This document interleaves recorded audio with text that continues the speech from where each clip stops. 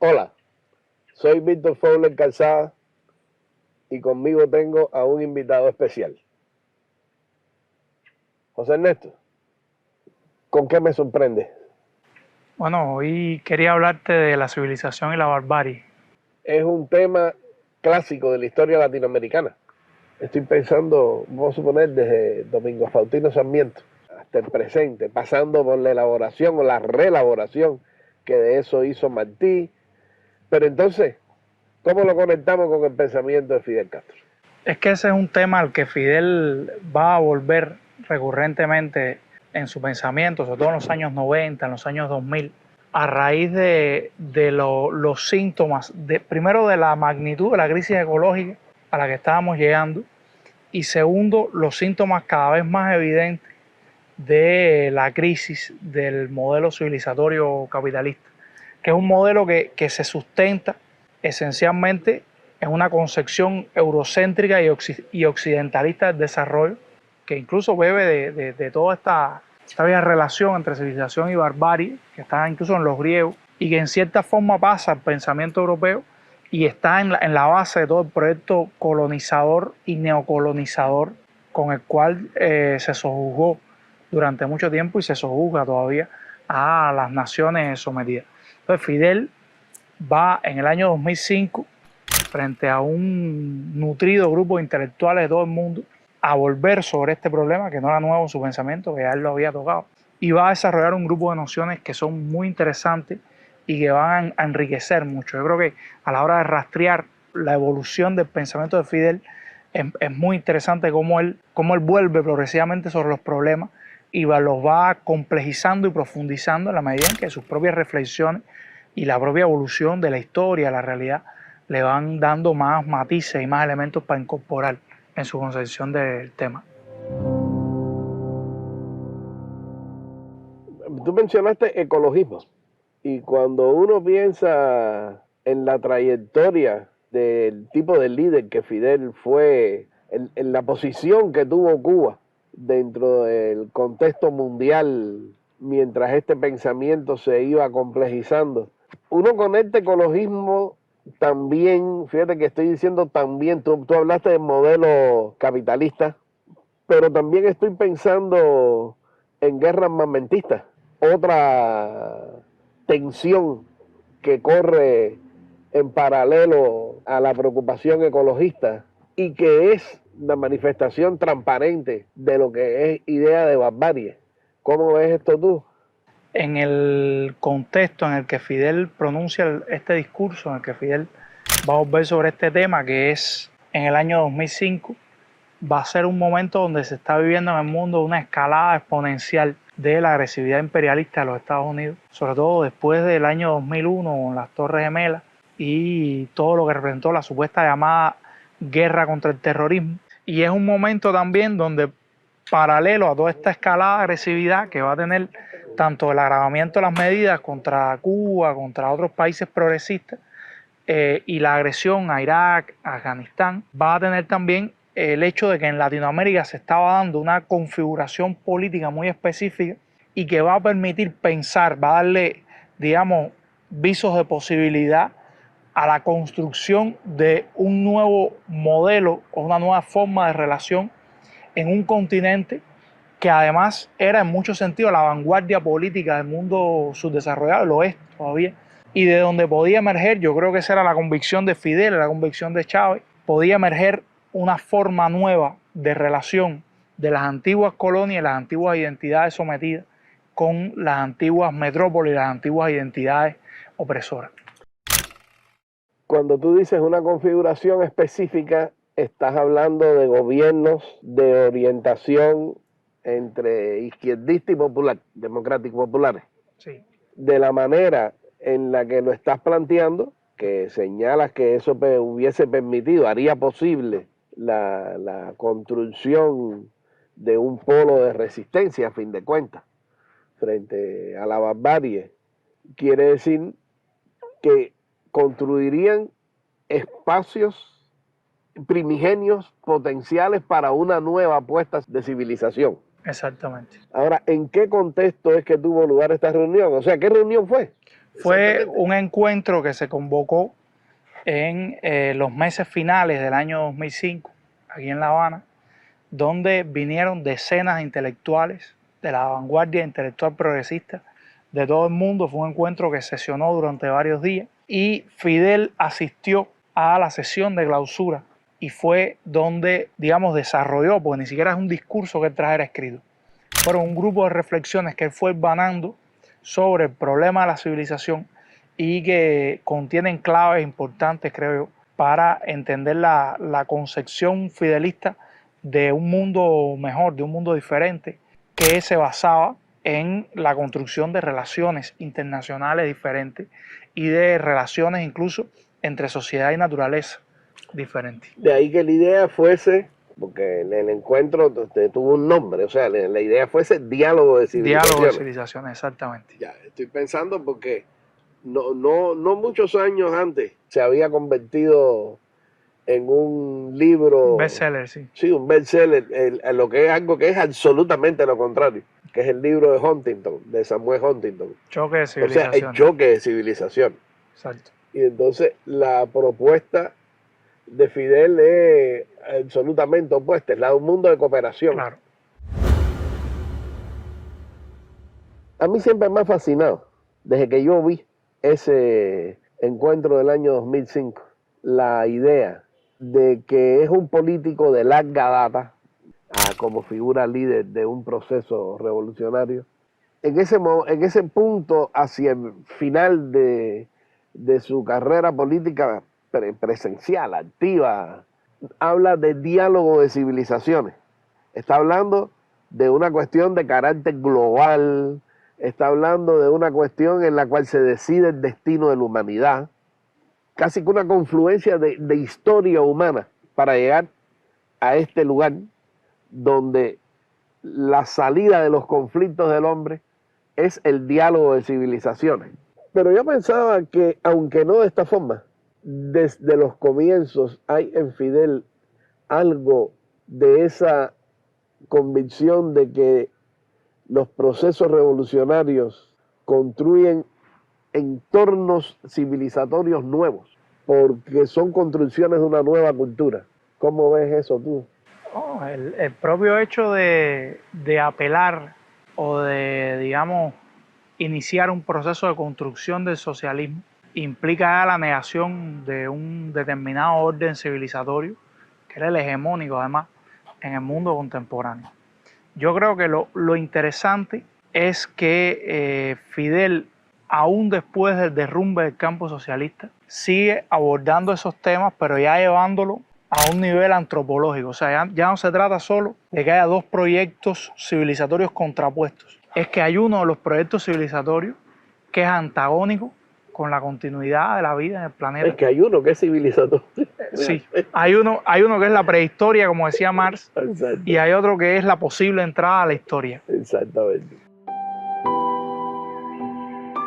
A partir de los 90, que incluso uno lo rastrea en el pasado inmediato a ese encuentro del año 2005, y ya el propio discurso que él hace en Río, en la cumbre de Río, una demostración intentando, digamos, bordear el apelar a dos proyectos políticos contrapuestos, de demostrar que si seguimos en el modelo de consumo y de vida que sustentan las sociedades tecnológicamente e industrialmente más desarrolladas, está en peligro la vida en el planeta. Y él vuelve en un discurso que hace en el año 98 en Soweto, en Sudáfrica.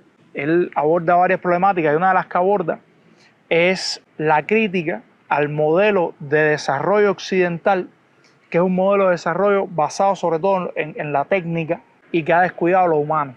Fidel, en este discurso del año 2005, va a empezar, por supuesto, sometiendo a crítica la noción tradicionalmente aceptada y lo que ha sido en la historia los procesos civilizatorios. Por eso te decía que vamos a hablar de civilización y barbarie, porque Fidel con una dialéctica ve cómo cada proceso civilizatorio, entrecomillémoslo, contiene dentro de sí el momento de la barbarie. Toda civilización produce valores y la forma en la cual una civilización se ha impuesto a otra en la historia muchas veces ha sido por la ocupación violenta, la destrucción violenta de los valores de la civilización sojuzgada.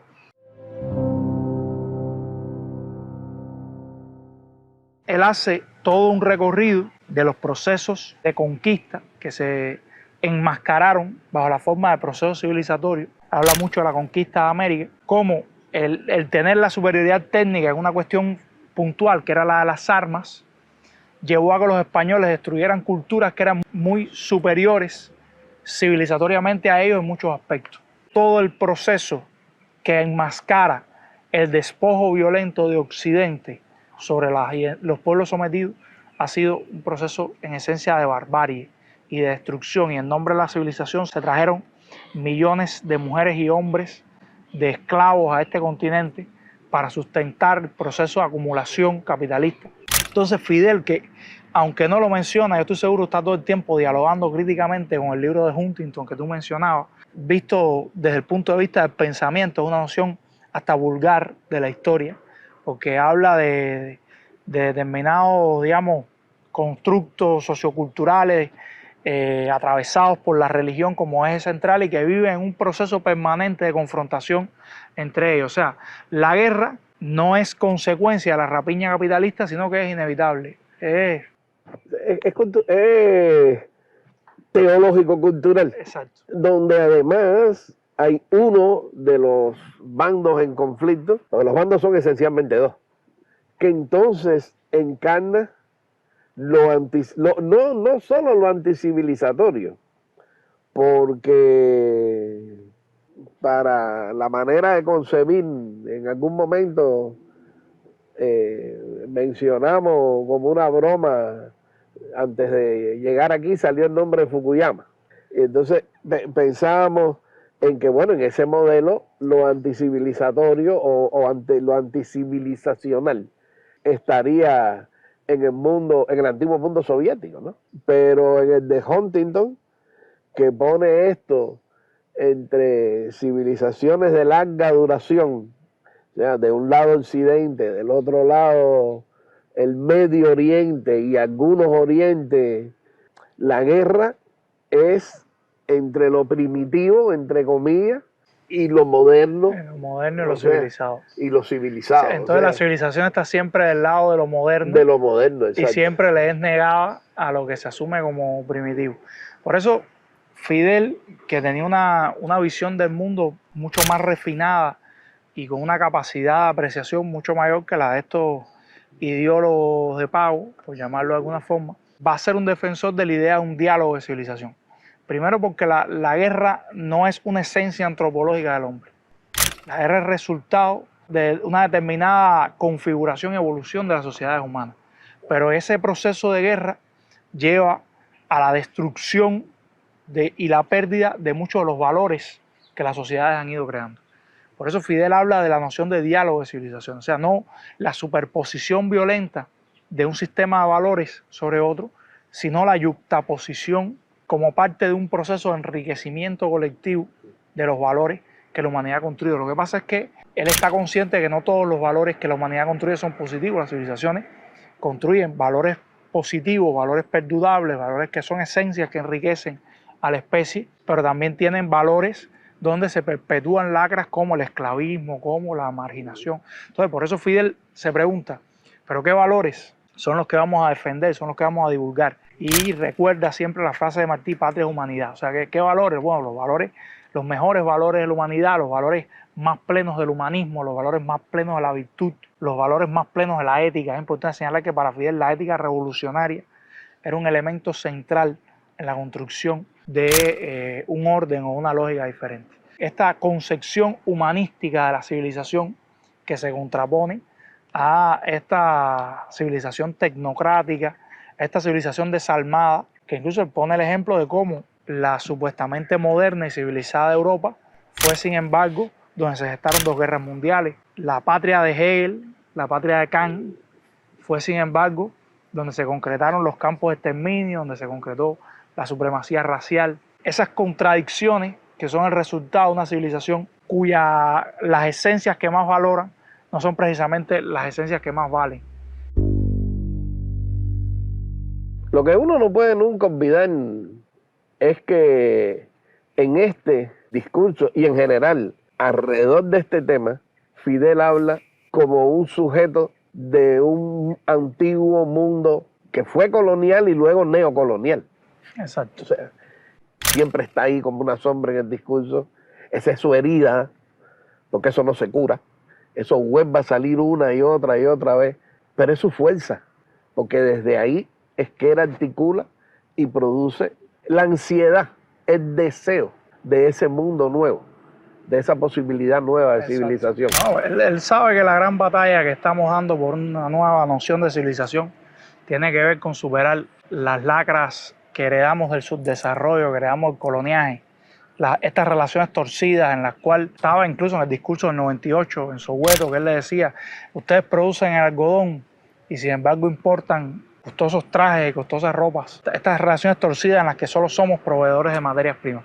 Y él es consciente de que la única forma de superar esto es a través de la educación. Solo la educación nos va a llevar a una lógica nueva, solo la educación nos va a llenar de estos valores humanistas.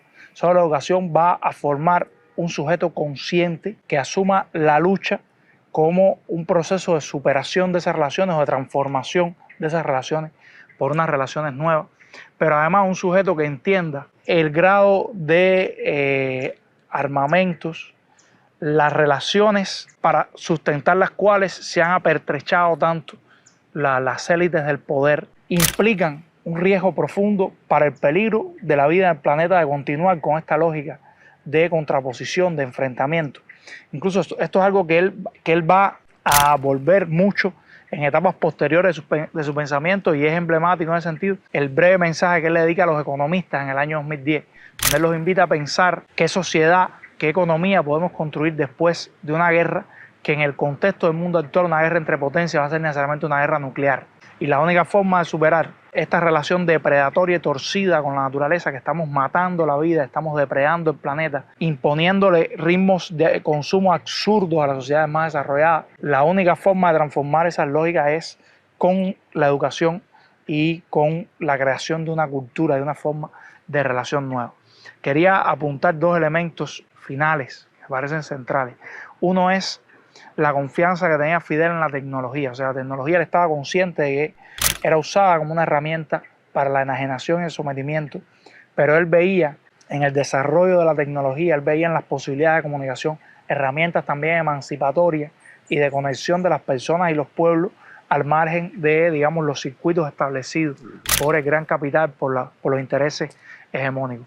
Y volver sobre una idea que mencioné ahorita de pasada, pero que en Fidel es central, que es la ética. Él habla de cómo el proceso cubano, a pesar de los errores, a pesar de las persecuciones, a pesar de todo, ha sobrevivido porque ha tenido una ética central que ha permitido asumir críticamente todo lo que se ha hecho, que ha permitido no perder jamás la senda, y que es, digamos, una brújula moral que debe guiar a todos los revolucionarios y que debe guiar a todos los que aspiramos a la construcción de un mundo mejor, nuevo, diferente, al margen de la lógica absurda del capitalismo, que solo sirve para que en un planeta donde el gran problema es el coronavirus hoy y el hambre, haya magnates gastándose fortunas en ver quién es el primero en llegar al espacio o en ver quién tiene la primera sonda para alunizar de forma privada.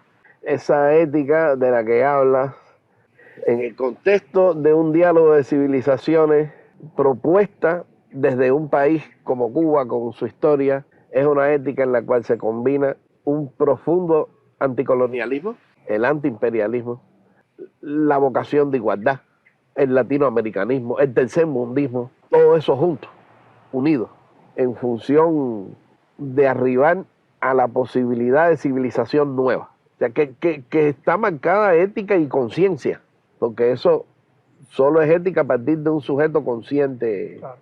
Muchísimas gracias. Gracias a ti. Muchísimas gracias. O sea, muy bien. Ahí nos vemos, continuaremos. Muy perfecto la manera en la que a partir de prácticamente esta intervención tuya puede ser enlazada con otras intervenciones en las cuales se va mostrando tanto las ramificaciones como la coherencia interna del pensamiento de Fidel. Muchísimas gracias de nuevo. Igual. Nos seguimos viendo. Nos seguimos viendo.